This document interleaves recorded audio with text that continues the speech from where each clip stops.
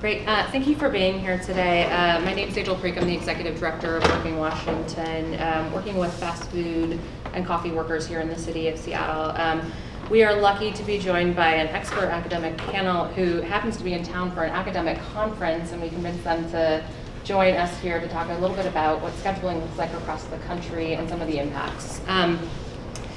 We are being joined by Dr. Anna Haley-Locke, who's an associate professor at Rutgers University School of Social Work. She was previously on the faculties of the University of Wisconsin-Madison and right here at UW, University of Washington.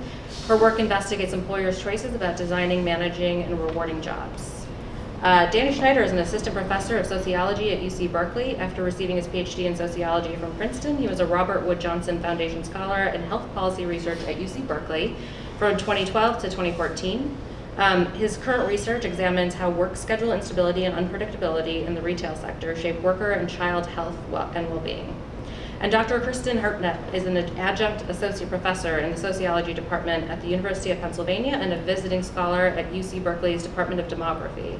She's currently collaborating with Danny Schneider, right here, from UC Berkeley on the Retail Work and Family Life Study, a study of scheduling practices in the retail sector and their effects on workers' health, well-being, and family life. So it seems like everyone here can talk about scheduling, so we're in the right place.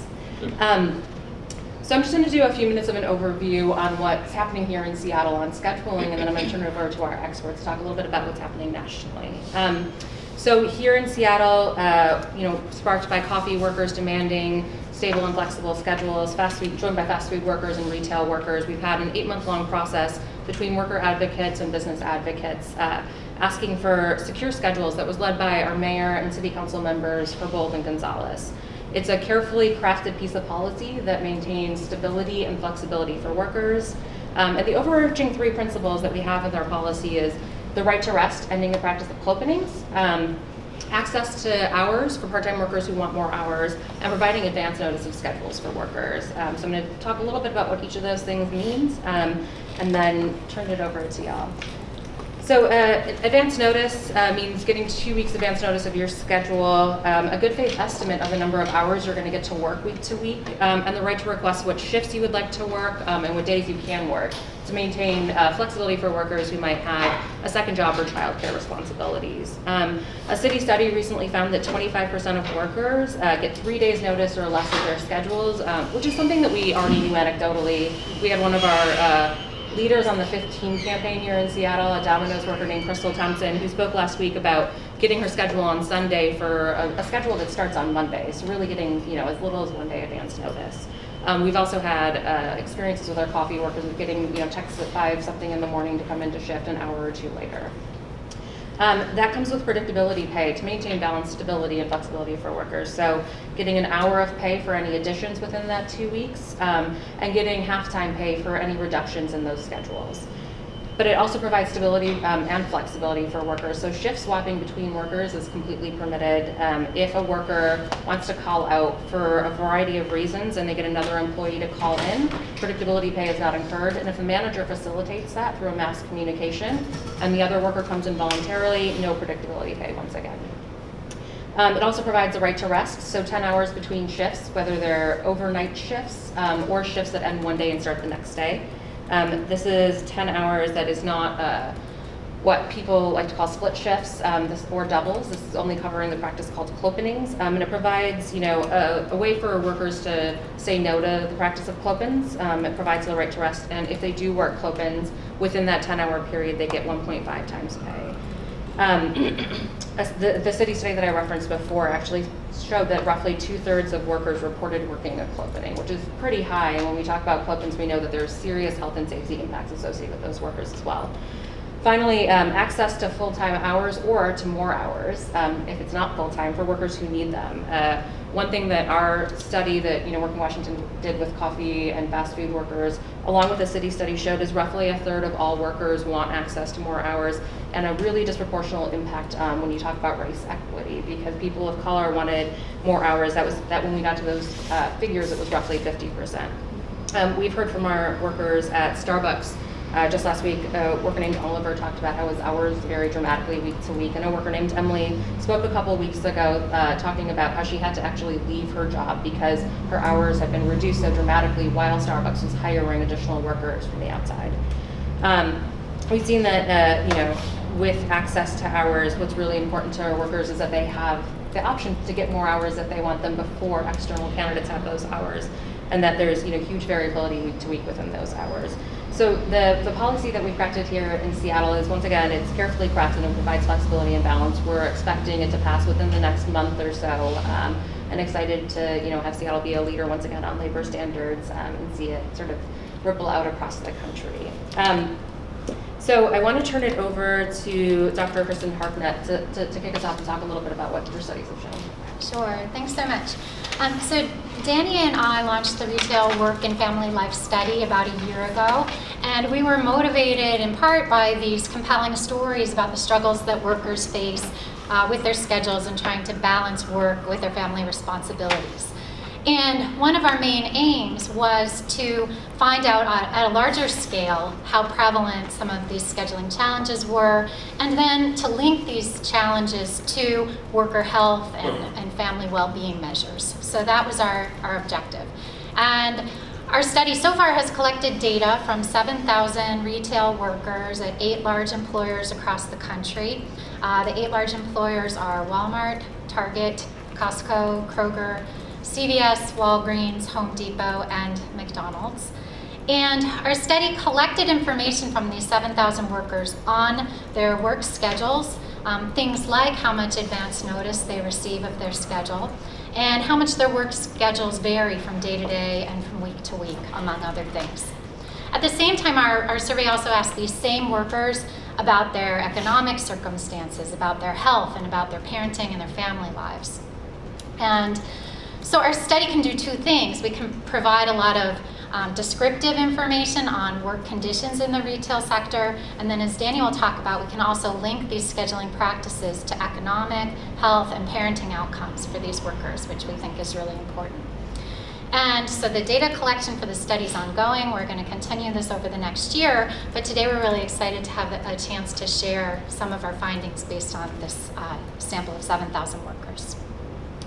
So just to begin with, as Sejal was alluding to, some of the scheduling challenges of having unstable and unpredictable schedules are very common in our sample of 7,000 workers. So 60% of the workers in our survey have schedules that fluctuate from day to day, week to week. So 60%, it's a great deal, it's a majority. Also, 60% of workers reported receiving less than 2 weeks advance notice of their schedules. So again, the majority are not receiving that 2 weeks notice that the Seattle legislation would require. We also find that involuntary part-time work is a big problem among these retail workers, that 69% of workers express a desire to have more hours than they currently have. And we are also finding that workers experience very large fluctuations from week to week in the number of hours that they work. And nearly half of the workers are saying that their incomes vary from month to month, making it difficult to make ends meet. So I'm going to turn things over to Danny, who's going to talk about how these things are connected to the well-being of these workers and their families. Great. Thanks, Kristen.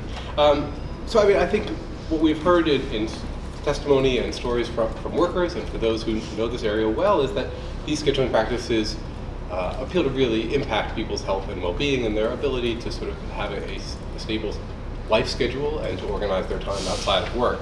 What we're really interested in is at some scale using survey data to look and see how these things go together when we look at the correlations between scheduling variability, our indicators that Kristen mentioned, and some of these outcome variables that we've looked at. In some ways, this is the sort of the consequences part of this part of the project. And so we measure these in a number of ways. We have a set of outcomes that are around household financial security. Kristen mentioned income volatility, that is variation week to week in income, and we certainly see that as widespread in the sample.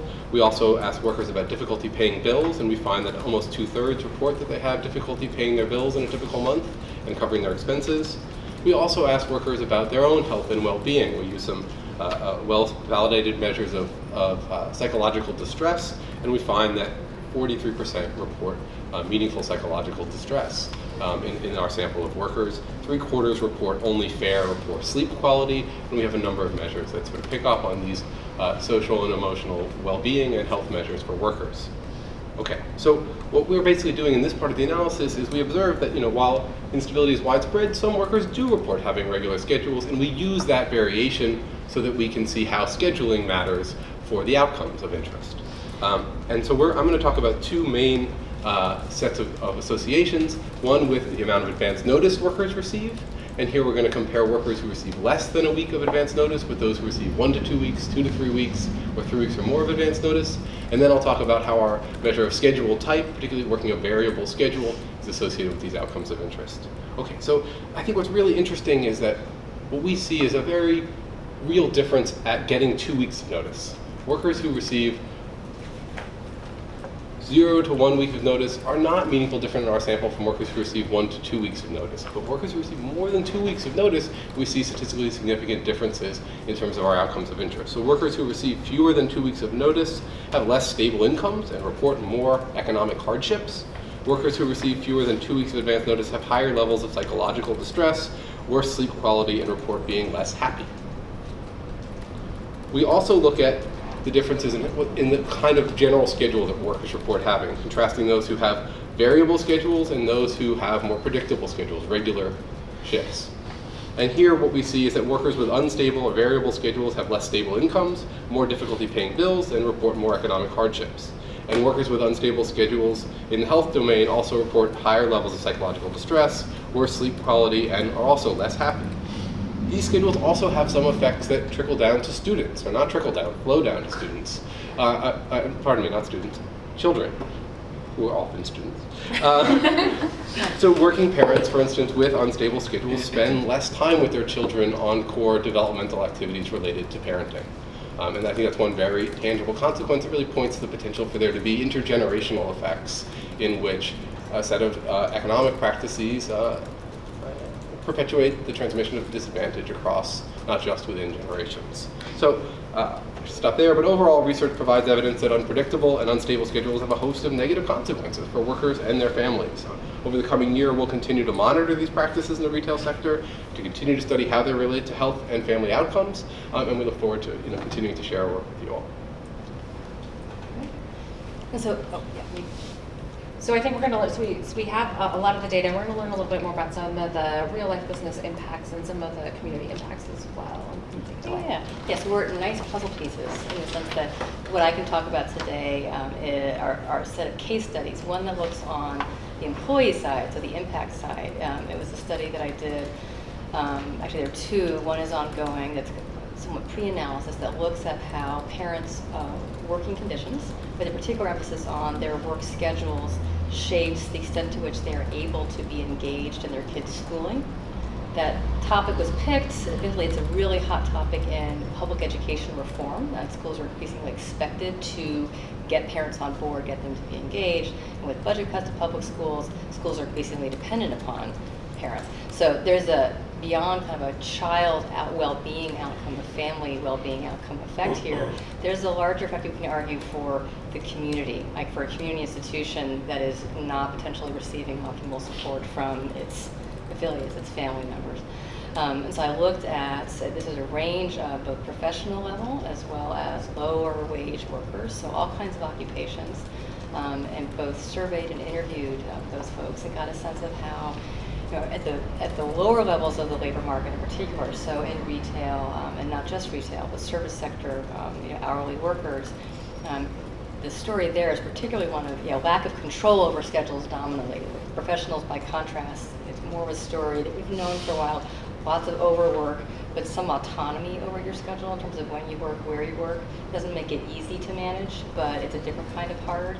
At the lower levels, no autonomy, no control, and then you face this gauntlet of insufficient hours, variable hours, unpredictable hours, right? And so you have this trifecta that occurs in many cases where parents, workers are expected by their workplace to get approval for a 1 hour, class, poetry reading, activity, leaving from work for an hour. They need to get that approved 2 weeks in advance. even if it's a non-paid absence, like it still needs to be approved in advance. Often the school can't provide that much advance notice. They don't quite have it organized that well. Or they do, the parents know, and at the last minute, due to changes in customer traffic, the supervisor says, no, I'm sorry, can't do that. So that kind of outcome, or the income plus logistics challenges of showing up for a restaurant shift at 11 o'clock, having commuted on a public bus for an hour, and being sent home by noon because business was unexpectedly slow, right? So the person's dealing with no tips, and well, here in Washington it'd be better because there's not the tip credit, but in Wisconsin, pennies on the dollar. So the sense of just ricocheting back and forth between the vagaries of employment practice and the demands, the obligations for your kids in your schools, and really having, to say the least, an extremely difficult time achieving both. And then from the school standpoint, you have all the parents facing this to some extent, but in different ways. So for the school to try to figure out a successful strategy for engaging parents when they've all got some variation, unpredictability, and lack of hours, and the parents need to jump on new hours that are able to make rent, it's nearly impossible to ask schools to figure out how to help those parents be engaged. The other case study that I can speak to, and I'm happy to elaborate as our Danny and Kristen on any of this, is an in-depth case study of Costco.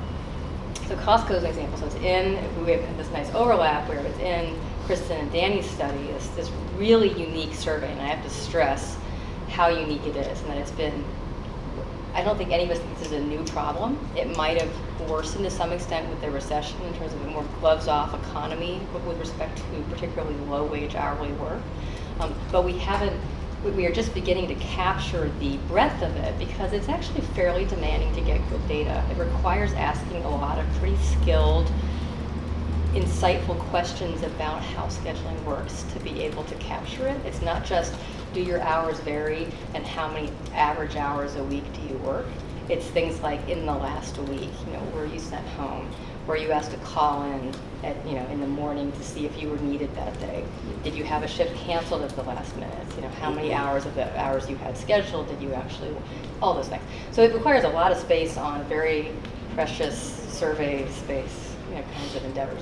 So their work is really, really important in terms of trying to capture that breadth. And then I think in tandem, work that looks really close up in organizations or with families, looking at how this plays out, and they've done that as well, is important to get a sense of the mechanics of this. So the school engagement study looked at the mechanics from the family, the worker side. And then the Costco side, that was completely based upon interviews with founding CEO Jim Sinegal, the senior VP of HR, John Matthews, who I'm pretty sure is still present in the organization. And then we went to 7 different warehouses, so 4 in Seattle and 3 in Chicago, and interviewed the overarching warehouse manager, the HR manager, as well as 2 managers of different departments. And although those departments were always the same at each site for a little bit of consistency. And we got a sense of how Costco strikes a really interesting, different balance. It is not the case that they are not concerned with labor costs. They are definitely concerned with labor costs and performance and the bottom line. And they're actually even concerned with labor flexibility and managing labor in a way that does optimize shareholder value and performance. But they do it in really different ways. And I can give a few different quick examples. Am I still good? Please. Okay.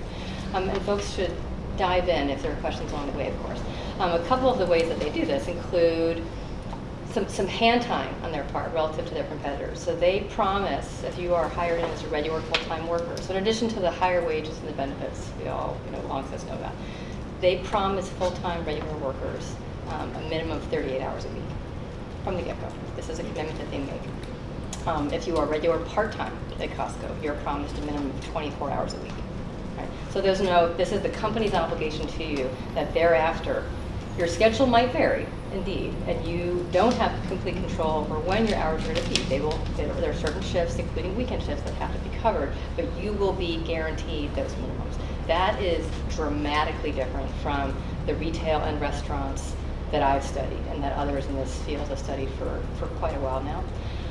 In addition, they do have a limited part-time group, but they're, by our accounts from all managers managers we've spoken with. This is Susan Lampert at Chicago and myself as collaborators. That's a very numerically constrained group of folks, that it tends to be as driven by employee request to need to have a little more scheduling flexibility and inputs as it is driven by Costco. So they have that kind of option. In addition to that, they are very, very focused on retention and internal promotion. You can't really get to be a manager at Costco unless you've been at the front lines. That creates an emphasis on the part of management to develop, to foster, to get trained folks at the bottom so that they stay on. What this does then in turn, with their cross-training emphasis, which we studying employment know is increasingly rare in U.S. service firms. We've essentially outsourced or skipped over training for the most part.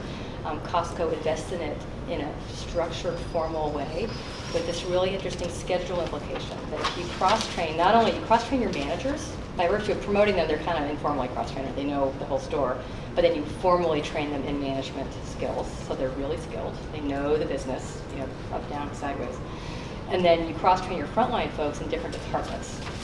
So what happens in Costco then, when there is a lag in traffic, things slow down in a given department, is you have frontline workers who know other departments and how to function in them well, and you have management that knows how to reallocate those workers efficiently and effectively. And so you get people moving around.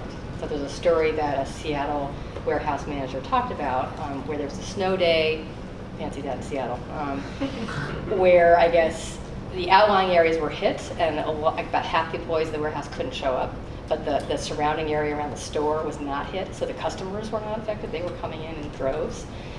And yet he was very proud to report that not a single department took any kind of hit in performance because the managers, enough managers were there and enough employees were there where they were able to very quickly reallocate folks across the store, and it was all smooth.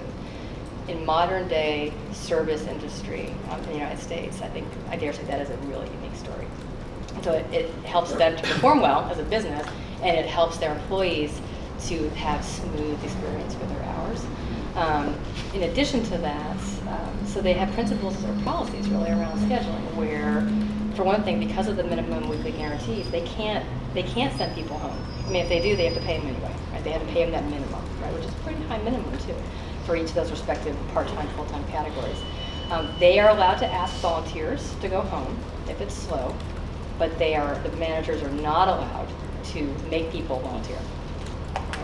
So if folks, as we were told, to a person across all the different managers we spoke with, 4 per store, 7 stores, Seattle and Chicago, if there are no volunteers, nobody goes home. They sometimes will offer also to shave hours. So instead of, as I've heard typically in retail and restaurants, so other firms, other settings, one person going home 3 hours early. So the parent who is a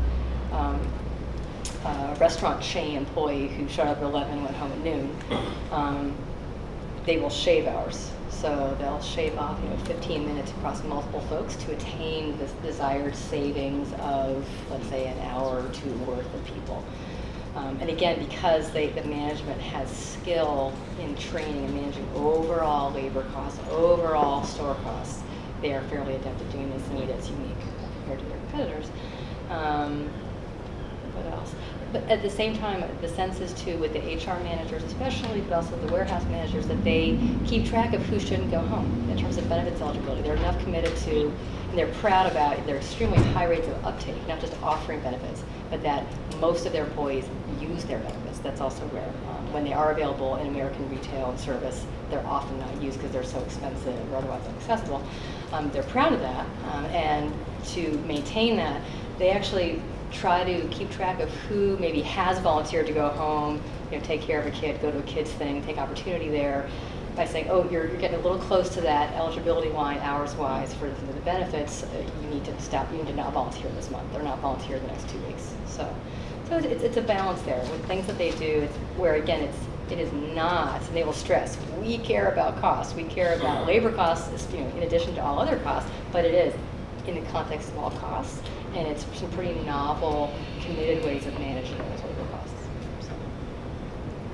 I had the opportunity when I found out that you would be joining us today to skim some of this work. And I know I certainly have questions, but I want to open it up to our guests to see if you all have questions for our academic experts. So you mentioned this issue of workers getting fewer than 2 weeks notice, having higher levels of distress and reporting being less happy. How are you controlling for the fact that that's most often the lowest wage jobs that have the least amount of advance notice? So how do you know that it's the scheduling that's causing that? No, that's great.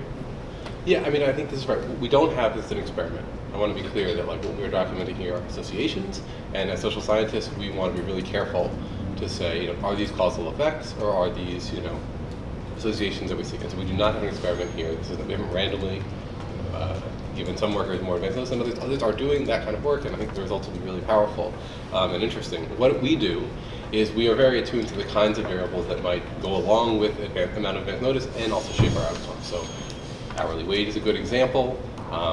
There's variation across employer is an example, tenure at the employer, age, gender, race, ethnicity, and so our approach in this paper is we control for all these factors in our model. So we're going to control on hourly wage, we're going to control on household income, on education, on race, ethnicity, on gender, on age, on parental status, and we introduce what are called employer and state mixed effects to try to net out those sort of variations across those entities as well. And so I think that gives us some confidence, and I think further confidence comes that all of our comparisons are among hourly non-managerial retail workers at these same 8 companies. We are not comparing these folks, as we often have to do in data sets that have fewer cases and fewer retail workers. We're going to compare retail workers to delivery drivers or to doctors even, right? And you can control income there too, but there's just necessarily a lot more difference that is hard to observe. So you're absolutely right, though, that even retail workers are differentiated too. I think it's less extreme than we often see in some of this work. Yeah, it's more of enough, more, but there's, yeah, great. I caught 6 of the 8. What were the other 2? I thought Walmart, Target, Costco, Kroger, Home Depot, McDonald's. Walgreens and CVS. Stuff just off the top of your head. I thought you were just going to say, I missed 2. What were the ones I missed? But I couldn't answer that. It's 7,000 retail workers from these companies across the U.S. You obviously had the cooperation with other companies? We did Or not. no? We do not have a cooperation with companies. Okay.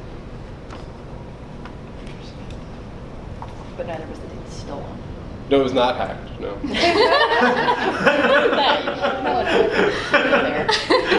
sounds kind of serious. How did you get it? Yeah, so that's a great question. So it's a challenge to get this data. How do you get a good sample of retail workers? So what we are doing is we've discovered is a great way to find retail workers is where they are. Traditionally, what people have used to sample people have been phone books or addresses. We are sampling on Facebook. And so we use paid advertising on Facebook on targeted samples and audiences to recruit folks to our survey. And that's the core of our data. And then we have some, I can get into detail if it's useful, and then we sort of take steps to think about how are these workers may differ from others and to try to adjust for some of those things. Interesting. And are the sample size you have, do you have full-time and part-time workers, and is there a noticeable difference between the answers that are coming back on economic and psychological Right. well-being? Yeah, so we're screening on workers being paid hourly and not being managers and working at these 8 large employers. So we do have a mix of full and part-timers. Do you know off the top of your head what the distribution is? Don't know, but I mean, in some ways, is there a difference in the effects? Part of what I guess we haven't cut it by sort of what you think of your general status as is full or part-time. Rather, one of our key predictors is how much your hours vary. But we could also look at, one thing we could look at is just amount of hours. So we haven't done that. Yeah, one thing I'd chime in on is that even though the employees continue to be labeled that way in many cases by employers, and obviously in Costco I refer to those labels, that's decreasingly meaningful, right? Yeah. You might be full-time and getting 20 hours a lot of weeks, or Exactly. part-time and being Yes. made to work 35. And it is quite rare in our study to find people who are working a traditionally full-time schedule. It's quite common to be in the 20s or 30s, low 30s in your hours.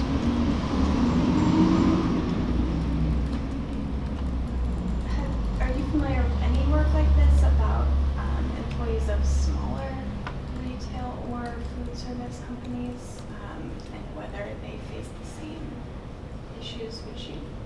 imagine that you face the same psychological effects if you work for a local restaurant, but do you know of any work? I do, actually. It's like when I was here on faculty, I conducted a study of both chain and independent restaurants, and it was a sample that compared 2 chains, a bunch of sites of each of those chains in suburban Seattle and suburban Chicago. And then I also, in those chains, went up to suburban Vancouver, British Columbia, which has a kind of some policy contrasts and some employment issues. And then did a study that looked at independently owned restaurants. They were all compared to retail small, but right, technically from restaurants kind of really small to somewhat larger, but independently owned in suburban, urban, and rural Washington state. And found a couple things I think are salient here. So one is definite issues with scheduling. I had a very earnest owner of so large for my sample, admittedly it's now been 2009, so it's been several years. I would say probably 30 to 40 some odd employees in the restaurant who had devised his own, so not using the Kronos or Dayforce scheduling software, but had devised his own Excel spreadsheet to monitor on about a half-hour increment basis the sales, the customer traffic to labor cost ratio. And if it was falling, it was too high on the labor side by about 1 o'clock, he started sending people home. So he had a fairly methodical way, on par with big box stores even, or retail stores in general, of being able to manage that. But there's a lot of mindfulness about that. And that was not, that was a notable story in terms of someone that was formalizing tracking of that and then responding accordingly. But it was definitely a theme about, when it's slow, then people begin to go home. And we talked through what the busy times were and what their minimum staffing was, and then how that changed, if it shifted at all. And with tipping as a source of really important income in restaurants, that's dramatic in terms of impact. And it's even dramatic for the back of the house, because when you have the tip folks going home and there's tipping out that goes on, then suddenly the back of the house folks are also affected because they're getting less income. By contrast, so really interesting now this is moving to your chain restaurants, right? But these chain sites are on par in terms of size with the larger independents that I studied. When I went to suburban Vancouver, which in a lot of ways in terms of policy, employment policy is somewhat similar to Seattle, Pacific Northwest, being fairly, worker, employee supportive. They, at the time, I believe still now, they had a minimum daily pay law. So it's like what in 8 states in the country, I've done some work on this, are called reporting pay or show-up pay laws. Washington does not have that. Oregon has it for teenagers, and then 7 other states in the country have this as well. So we call it differently here, but up there it was a minimum daily pay law where I believe if you were scheduled for at least 4-hour shifts, you had to be paid for at least 2. If you were scheduled for an 8-hour shift, you had to be paid for at least 4. And so at that point, I had already gone to all the restaurants in Washington, independent and chain, and then some chains, sites at the same 2 chains in Chicago area, and then was up there. So I'd heard, it was all interview based, heard lots of talking to managers and owners, lots of different things, lots of scheduling stuff. And so I asked, typically, how do you handle slower business? How do you schedule workers? What do you do? And it was 5 sites up there, so not, it was limited. But all of them immediately reported, well, we don't send anybody home. We have to pay them anyway. That doesn't make any sense. We can't do that. So we have kind of a list of backup tasks that they do. So deep cleaning, food prep, event planning. So they built this into the business, that these are things that ultimately needed to be done at some point, and in some cases, if they got built up, gathered up over time, might have led to a worker having to stay late one day. Well, instead, this is what they sub in when business slows down a bit, and they are compelled financially. I mean, they could have sent people home, but they would have had to pay them the reporting pay, or the minimum daily pay. So 2 stories of done differently, and then, yes, it is definitely an issue there. So what did you hear in terms of how much advance notice they were giving their employees? Advance notice, admittedly, I am nervous to try to remember it, that number's not, you mean in Canada or in other places? Right. In those, I guess whether there was a difference in advance notice between the chains and the smaller restaurants, or independently owned restaurants. Yeah, I don't want to speak to that. I'd be a little surprised if I had found there was a difference, but I'm not going to. So overall, if I'm hearing you right, the chain restaurants did far better in terms of if business was slow, they provided work. Oh, I'm sorry, let me be clear. No, it was that the chain Okay. sites were, Not- so the two chains, we've all eaten at them, can't say what they are, low end. So I studied the same chain, but in different sites in suburban Seattle, suburban Chicago, and then I went up to Vancouver. Right, same two chains, international reach. It was the sites in Vancouver which had this hand time, regulative hand time around if you sent people home early and you scheduled them for that, you have to pay for it. Where those folks, and only those folks said, oh, no, we don't send people home. That would be silly, we have to pay them anyway. That was not the case in the chains that were in the US. So either in Seattle or in Chicago, where in spite of having somewhat different like minimum wage and other kinds of laws, Washington's better, did not do the keeping people on when it was slow. Did you find a difference between chains and smaller independent restaurants? Was that part of what you looked at all? So in terms of scheduling, I don't think I would say that. I would not dramatically. So the two chains that I studied, and I've published papers on this.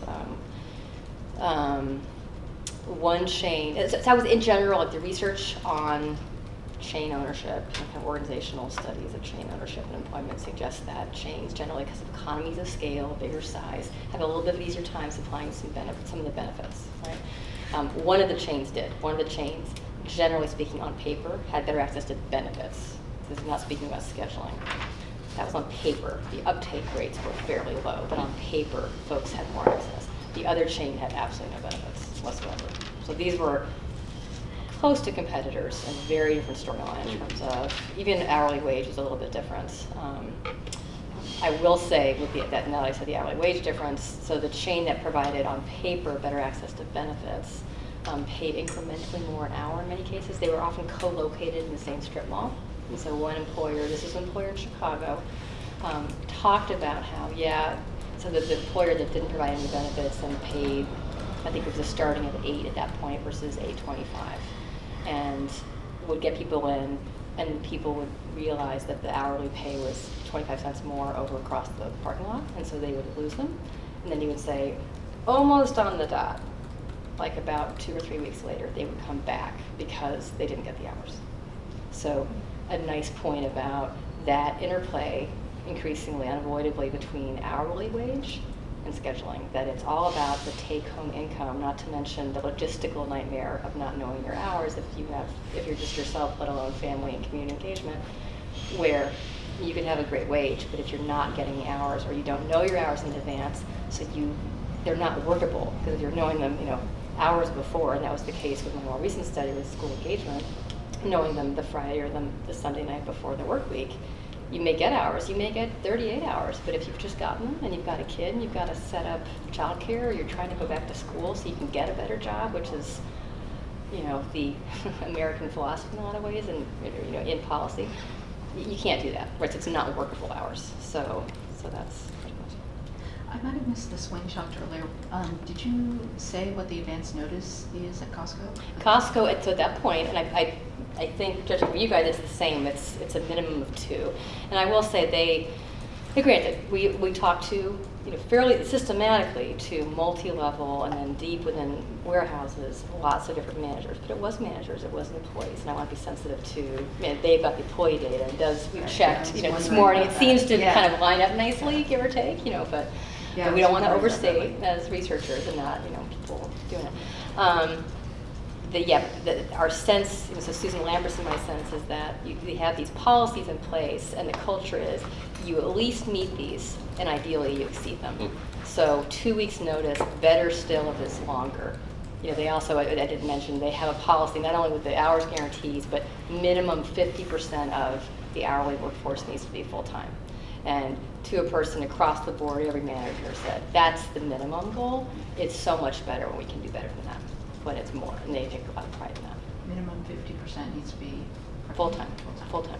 And that is, I can't stress enough how contrary to current, service sector, let alone retail practice that is. That's very unique. Is there any way to separate out by company what you're finding from your Costco survey respondents, are they pretty much backing up what she says, that the policy is actually taking effect on the ground, that it's working for them? Yeah, I mean, so we have looked at this by company. I'd say our Costco samples are smaller than our Walmart sample, for instance, and we'll continue to build these samples up and have a little more confidence in them. But we do see differences between Costco and other employers in our sample. I don't have the numbers at my fingertips, so we looked at a little this morning. But yes, we see differences in scheduling practices. We see differences on these outcomes in terms of economic hardship between workers at Costco and other workers. Some of that's the hourly wage, some of that may be who is getting different, who gets which jobs. There's some sorting dynamics. We haven't sort of run our models. Anyway, so yeah, we do see that descriptively. I can't characterize it precisely for you. Yeah, but it's definitely borne out by our data. When you stack up the 8 employers, Costco does stand out as having the best practices of the bunch across a number of dimensions. That's fair? Yep, that's fair.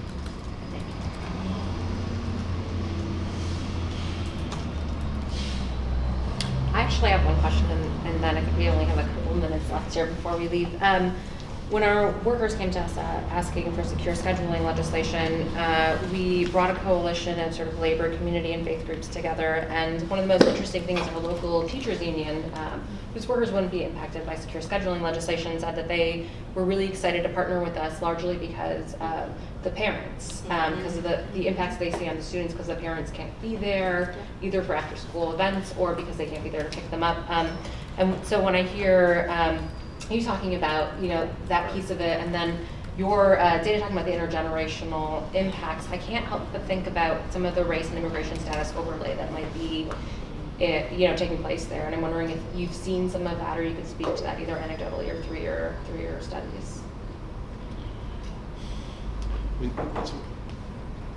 we're really interested in how these practices affect not only workers and their kids, and I think that that observations the teachers make and the parents make, I mean, that really makes sense in what we know in the broader literature about how parents' economic circumstances and the sort of class and racial advantages and disadvantaged parents see matter for their kids and for well-being. And we know that family contexts that young children grow up in matter enormously in shaping later life outcomes.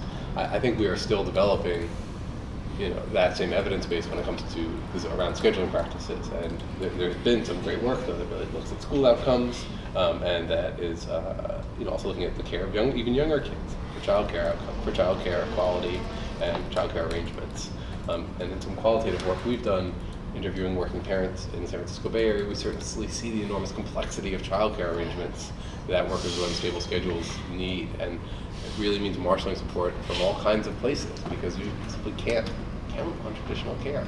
And I think there's a lot of research that really suggests that those early years are so formative for later life outcomes. So I think it's a very important area, and the work so far really seems to bear that out. And I just add from our qualitative data, we have in-depth interviews with about 30 working parents in the Bay Area. One of the things that was a theme from those interviews was the catch-22 that parents face, where when you ask them what's your ideal schedule, it's one that aligns with my child's school schedule, so I can be there in the evenings to help with homework and to be there for meals. But they can't act on that desire. That's not an option for them. And what trumps that desire is the imperative to pick up any extra shifts because nobody has enough hours and nobody has enough income. And so there's this pressure to list your availability as open. I can come in anytime, day or night, on short notice, because I simply don't have enough income to make ends meet. And so that really seemed to be a core driver, the not having enough hours. So it's the difference between, you have to make a decision between being able to put food on the table and being there to put food on the table, really, if you're a parent. I work this job to be there for my kids, and working this job means I can't be there for my kids. Right. Yeah. Right. All right, I think we're almost out of time. Do you have any last questions? Thank you so much for being here, and thank you guys for Thank you for having us. Thank you guys. Questions? So you said you were